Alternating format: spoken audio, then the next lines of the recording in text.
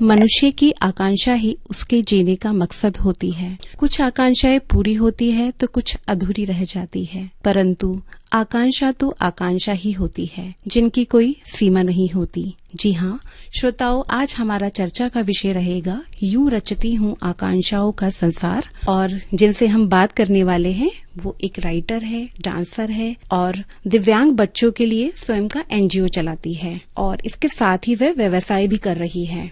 तो सबसे पहले हम स्वागत करते हैं अंबिका हेड़ा जी का। अंबिका जी, स्वागत है आपका हमारे स्टूडियो में। नमस्कार। नमस्कार मोनिका जी, बहुत बहुत आभार आपका और खूबसूरत परिचय के लिए जी धन्यवाद। अंबिका जी, आपसे मेरा पहला सवाल यही रहेगा कि आकांक्षाएं क्या होती है? आकांक्षाएं, इच्छाएं, सपने जीवन के सफर की धुरी होते हैं। हर इंसान अपने सपनों को उड़ान देते हुए प्रयासरत रहता है। ऐसा ही मेरा सपना खुशियों को बांटते हुए खुशियां बटोरना है। जरूरतमंद निसहाय लोगों के संग पलों को बांटना, उनके जीवन में कुछ पलों के लिए सहारा बन समाज हित में प्रयासरत रहना ही इच्छाओं की पूर्ति है। अपने लिए तो हम सब कार्य करते हैं, लेकिन जब हम दूसरों के लिए कार्य करते हैं तो सुकून, तसल्ली, खुशी, यकीन मानिए सब एक साथ मिल जाता है। और देखा जाए तो असल में दूसरों को जो ये सुकून देने वाली या तसल्ली देने वाली या खुशी देने वाली भावना है, ये असल मायने में जिंदगी जीने का आधार है। बिल्कुल, आपके इस प्रश्न का जवाब भी मैं 2 लाइनों से देना चाहूंगी कि आकांक्षाएं क्या हैं। मैं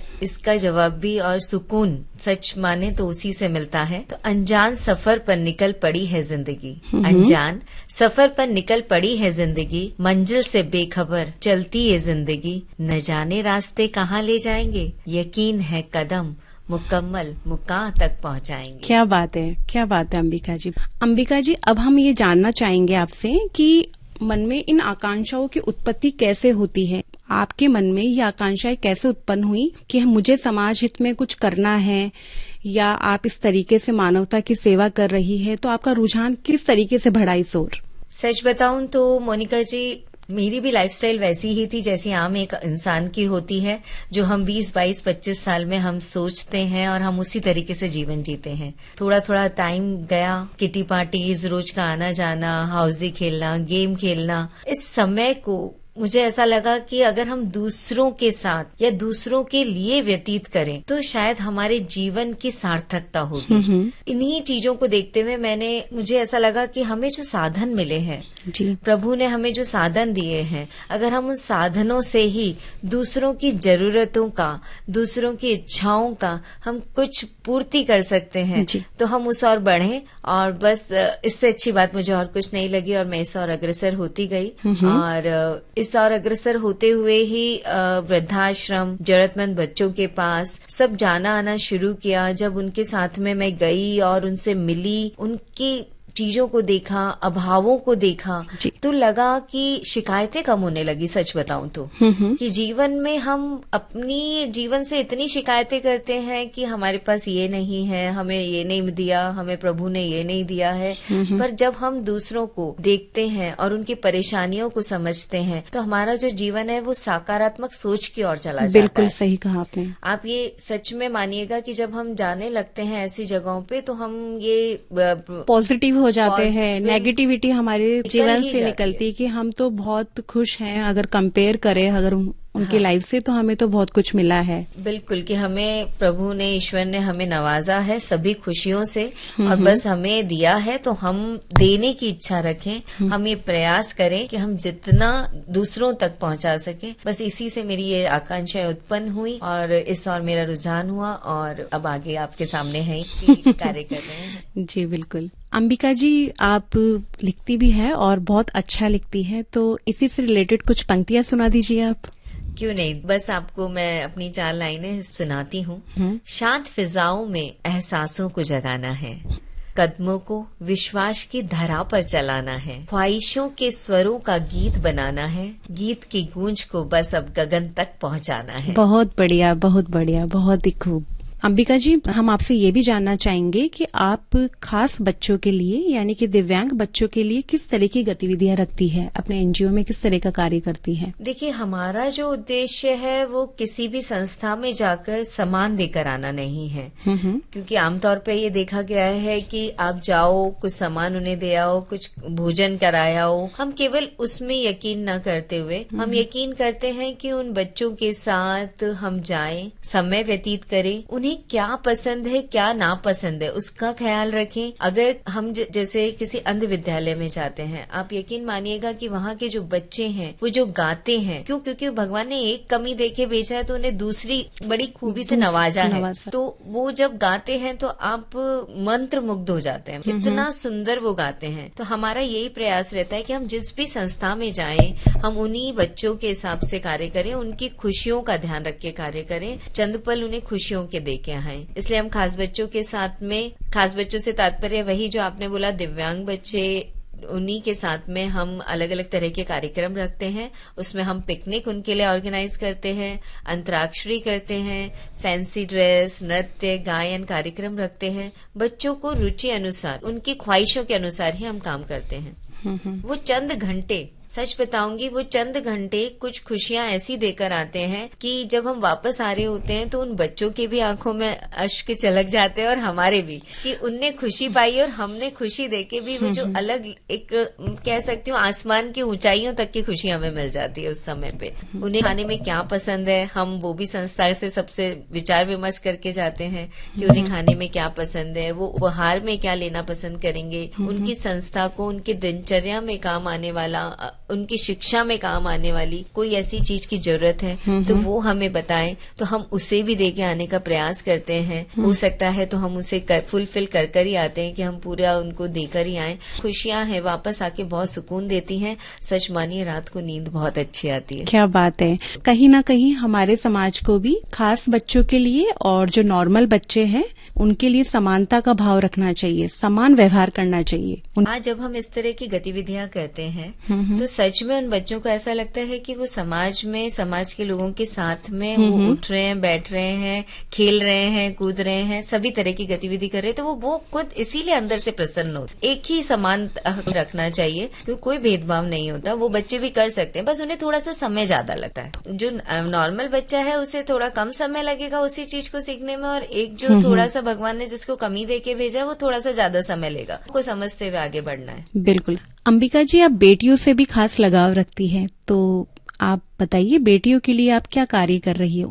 मोनिका जी, बेटियों से लगाव तो इसलिए है क्योंकि प्रभु ने मुझे उस कमी से क्योंकि बेटी नहीं है तो कहते ना जो चीज नहीं होती उससे विशेष लगाव हो जाता है, अखरती रहती है हमें। हाँ, बिल्कुल। तो वही चीज है मेरे साथ, और मैं ये मानती हूँ कि बेटियां समाज का आज और कल दोनों निश्चित करती हैं। बिल्कुल सही कहा आपने। आप खुद भी मानेंगे कि एक बेटी 2 घर का अभिमान होती है, और इसीलिए हमने एक अभियान शुरू किया कि हम जो नवरात्रि में 9 दिन कन्या पूजन नहीं, हम वर्ष भर कन्या पूजन को महत्व दें। हम जाते हैं हॉस्पिटल्स में, नवजात कन्याओं का हम पूजन करते हैं, उनको हम वस्त्र दे के आते हैं, उनकी माओं को खाद्य सामग्री दे के आते हैं कि आप अभी डिलीवरी टाइम में हैं तो आपको क्या लेना चाहिए, और उसके बाद हम उन्हें ये भी समझाते हैं कि बेटी हुई है, मानिए लक्ष्मी हुई है, लक्ष्मी सरस्वती सब आपके घर में आ गई है, तो अब आप उसकी परवरिश भी उसी तरीके से कीजिए, पढ़ाइए, इस मुकाम तक पहुंचाइए कि वो आपका नाम रोशन कर सके। ये जो काउंसलिंग है हमारी, हम जब जाके हॉस्पिटल्स में मदर से बात करते हैं, यकीन मानिए, क्योंकि आज भी हमारे यहाँ पे हम नहीं बोलते क्योंकि बहुत सोच बदल गई है, बहुत विचार बदल गए हैं, हम बहुत आगे निकल चुके हैं आज, लेकिन फिर भी कभी कभी ये हो जाता है कि बेटी नहीं, तो को हमने बदलते हुए देते हुए हमने इस तरीके का ये अभियान चला रखा है। हम पूरा जो हमारा भारतवर्ष भी और हॉस्पिटल्स में हमारी जो लेडीज हैं वो कार्य कर रही हैं इस चीज को लेके। 40,000 से अबव लेडीज अभी इस पे हम लगी हुई हैं, और हम इसी चीज को कार्य करते हुए आगे बढ़ा रहे हैं। अंबिका जी, आप लिखती भी बहुत अच्छा है, तो बेटी पर ही कोई कविता सुनाना चाहे? बिल्कुल मोनिका जी, आपने तो मेरे मन की बात ही रख दी। जी, स्वागत है। समझिएगा कि एक बेटी बोल रही है अपनी माँ से। हम तो सबकी दुनिया है, खुशियों की पुड़िया है, अपनों के चेहरे पे मुस्कान ला दे वो जादू की गुड़िया है। नन्हे नन्हे हाथों से उंगली पकड़ लेंगे, माँ तेरे पल्लू में खुद को छुपा देंगे, गोद में तेरी माँ हंस के सो जाएंगे, लोरी सुना देना हम ना सताएंगे, हम ना सताएंगे। तुतलाती बोली में पापा हम बोलेंगे, आंगन में तेरे माँ इठला के दौड़ेंगे, कामों में तेरी माँ हाथ बटा देंगे, परछाई बन के तेरे पीछे भागेंगे, तेरे पीछे भागेंगे। सच मानो हम बिन माँ तुम ना रह पाओगी, आने दो हमको एक दोस्त पाओगी, गोद में अपनी जो हमको उठाओगी, गोद में अपनी जो मुझको उठाओगी, मेरी खातिर माँ तुम सबसे लड़ जाओगी। क्या बात है अंबिका जी, दिल इतना खुश हो गया। बहुत ही प्यारी कविता है आपकी। अंबिका जी, हम किसी भी काम की शुरुआत करते हैं तो कहीं ना कहीं हमें बहुत सारी परेशानियों का भी सामना करना पड़ता है। तो मेरा आपसे यही सवाल रहेगा कि आज आप बहुत बेहतरीन मुकाम पर है, तो इसमें आपकी संस्था के सदस्यों का क्या योगदान रहा? संस्था के सदस्यों के लिए कहूँ तो मैं कहूँगी कि वो मेरी लाइफ का सपोर्ट है, वो लाइफ लाइन है जी। जो मैं काम कर रही हूँ उनको जीवन वही दे रहे हैं। कार्यों की सफलता सदस्यों के साथ ही संभव है, ये कहना चाहूंगी। अकेले चलने पर कदमों में कहीं ना कहीं सीमितता हो जाती है। आप एक सीमित दायरे में ही उन कार्यों को कर पाते हैं, लेकिन जब एक समूह खड़ा होता है, सपोर्ट सिस्टम, एक साथ उठ के जब खड़े होते हैं तो आप अपनी पहचान, अपने कार्यों को मजबूती प्रदान। और आपके पास तो 2 ही हाथ है, सही है, आप उन 2 हाथों से एकदम निश्चित नियंत्रित कार्य ही कर सकते हैं, आप बहुत ज्यादा नहीं कर सकते। लेकिन जैसे जैसे आपका कारवा बढ़ता जाता है, आपके साथ लोग जुड़ते जाते हैं, आपके वो जो हाथ हैं वो बढ़ते जाते हैं, वैसे वैसे आपके कार्यों का दायरा भी बढ़ता जाता है। आप जहाँ एक बेटी को खुशी दे रहे थे वहाँ हजारों को दे पाते हैं, जहाँ आप एक बच्चे के लिए काम कर रहे थे वहाँ हजारों के लिए कर पाते हैं, आपको सोचना नहीं पड़ता।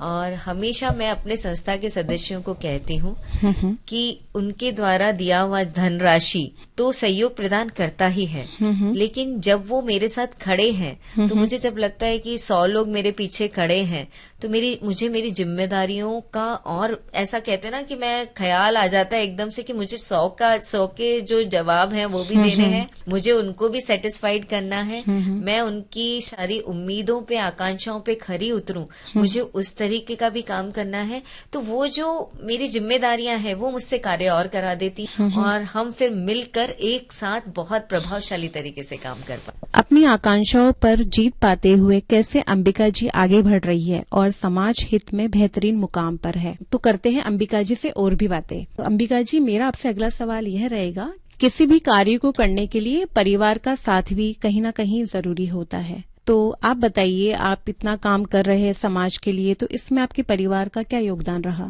मोनिका जी, सबसे पहले तो कहूंगी कि कहीं ना कहीं नहीं, पूरा का पूरा ही परिवार का साथ जरूरी होता है। अगर आपका परिवार आपके साथ नहीं है तो आप 2 कदम भी नहीं चल सकते हैं। और जब हम इस तरह के सामाजिक कार्यों में, तो मैं एक चीज मान के चलती हूँ कि परिवार का जब एक भी सदस्य इस तरह के सामाजिक सरोकारों से जुड़ जाता है तो परिवार के सभी सदस्यों के मन की भावनाएं परिवर्तित होने लग जाती है। आपके घर का बच्चा भी उस और झुकने लगता है और बड़े भी आपका साथ देने लगते हैं। तो आप एक तो घर में तो आपने अपने आप ही परिवर्तन कर दिया। परिवार का साथ उस तरीके से ही है जैसे एक पेड़ को जल और खाद देना होता है ना, उसी तरीके से परिवार आपके इन कार्यों में भी और हर जगह जो भी आपको काम करना है उसमें सहयोग करता है। इसमें मैं अब आपको बताऊं तो जैसे अब अपने सपने हैं, मेरी आकांक्षाएं हैं, अब मेरा काम ही ऐसा है कि सामाजिक सरोकारों से जुड़ा है, तो मुझे इन कार्यों के लिए मुझे बाहर भी जाना पड़ता है, 2 दिन भी बाहर रहते हैं, कई बार एकदम से निकल जाना पड़ता है किसी भी कार्य के लिए। तो एक संयुक्त परिवार में रह रहे हैं, तो पीछे से क्या होगा घर का वो परेशानी नहीं हो। जब मैं बाहर होती हूँ तो मेरी सासू माँ, माई बोलती हूँ, माँ बोलती हूँ,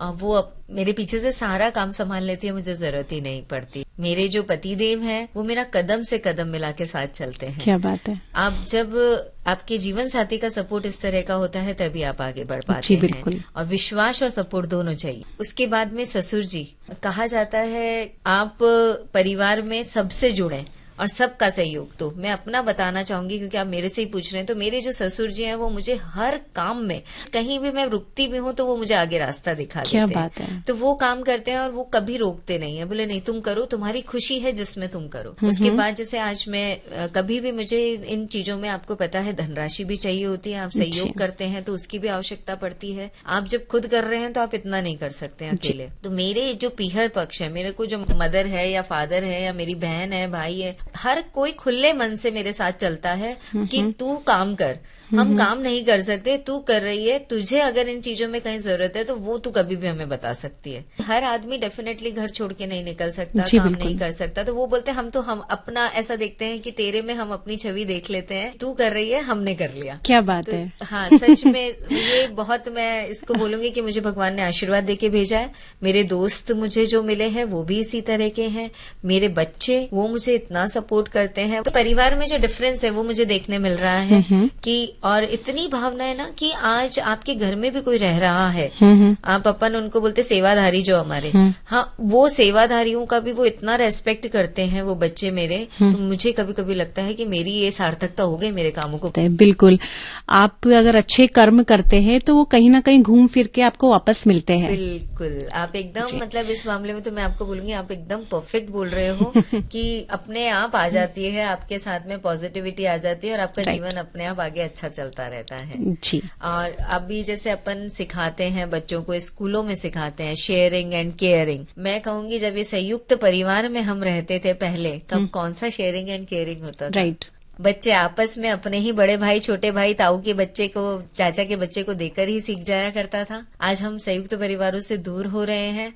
तो कहना चाहूंगी कि स्वयं की योग्यता बल है, ताकत है। अंबिका जी, आप जाते जाते आप हमारे श्रोताओं को क्या मैसेज देना चाहेंगे। हमें इतनी अच्छी देह मिली है, इतने सुंदर देह से हमें नवाजा गया है, तो मैं सिर्फ अपने द्वारा जो ये किया गया कार्य है ये बताना चाहूंगी कि हम देहदान, नेत्रदान, अंगदान और रक्तदान, और अभी हमने शुरू किया है त्वचा दान भी। हम इसके लिए लोगों को जागरूक कर रहे हैं जी। करना सबका अपना मन है, सबका अपना अधिकार है, लेकिन जागरूकता फैलाना वो हमने शुरू किया है कि हम कम से कम एक से दूसरा, दूसरे से तीसरा, कि हाँ ऐसा होता है। हम चाहें तो देहदान कर सकते हैं, हम चाहें तो अंगदान कर सकते हैं जी। वो आप जीते जी करके भी आप बहुत अच्छे से रह सकते हैं जी। तो क्योंकि इनकी जानकारियां नहीं है, बहुत अच्छे से हम इन जानकारियों को नहीं इतना अच्छा सब तक पहुंचा पाए हैं, तो उसी के लिए हम प्रयासरत हैं कि हम हमारे जो ये कार्य हैं उनको बहुत अच्छे से सब तक पहुंचाएं। नेत्रदान, देहदान, अंगदान और रक्तदान की और लोगों को और रुझान पैदा करें, वो और दें।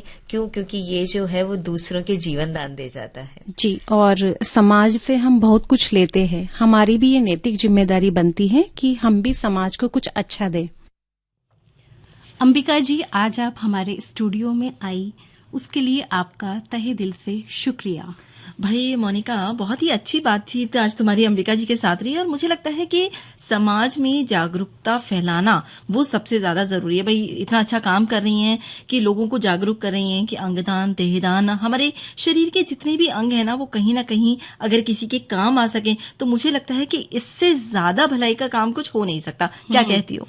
बिल्कुल ठीक कहा शिवाली आपने। और भाई आज जो है हमने बात की, और इसीलिए तो कहते हैं ना अंबिका कि जीवन में रंग जो हैं वो हमेशा आपको भरते रहने चाहिए। भाई परेशानियां आती हैं, सुख आते हैं, दुख आते हैं, लेकिन किस तरीके से उन सारी चीजों को आप संभाल कर अपने जीवन की जो गाड़ी है उसे आप आगे बढ़ाते हो, और किस तरीके से आप अपने जीवन को एक सफल जीवन जो है वो बनाते हो। तुम्हें नहीं लगता ऐसा? बिल्कुल ठीक कहा शिवाली आपने। और जीवन बहुत रंगीन है देखा जाए तो, और इन रंगीन जीवन में से एक रंग में चुनकर लाई हूँ समय का। और इसे समय के बारे में मैं यही कहना चाहूंगी कि समय अमूल्य है और इसे व्यर्थ ही नहीं गंवाना चाहिए। जितना जल्दी समय का सदुपयोग किया जाएगा, परिणाम भी हमें उतना ही जल्दी और बेहतर मिलेगा। और कामयाब व्यक्ति के पास भी तो उतना ही समय है जितना असफल व्यक्ति के पास है। क्या कहती हो शिवानी? बिल्कुल ठीक कहा। और समय के महत्व को हम सभी जानते हैं मोनिका, और समय जो है वो हमेशा मूल्यवान रहता है, उसके मूल्य को हमें समझना होगा। किसी ने क्या खूब कहा है ना कि जिस दिन हम इस दुनिया में आते हैं उसका जीवन भर जश्न मनाते हैं। एक नाम के साथ न जाने और कितने नाम जुड़ जाते हैं। कुछ अपनों की मुस्कुराहट को हम अपनी हंसी बनाते हैं। तो मुस्कुराते रहिए, खुश रहिए। और भाई अनामिका, अंबिका और मोनिका, इतने सारे नाम कहते हैं ना कि जब हम बोलने लगते हैं तो हम क्या क्या बोलते हैं। और इसीलिए अब समय हो चला है कि हम अपने कार्यक्रम को दें विराम और ले अपनी सखियों से विदा। बिल्कुल। और अभी के लिए दीजिए शिवाली और मोनिका को अनुमति करते हैं। नमस्कार।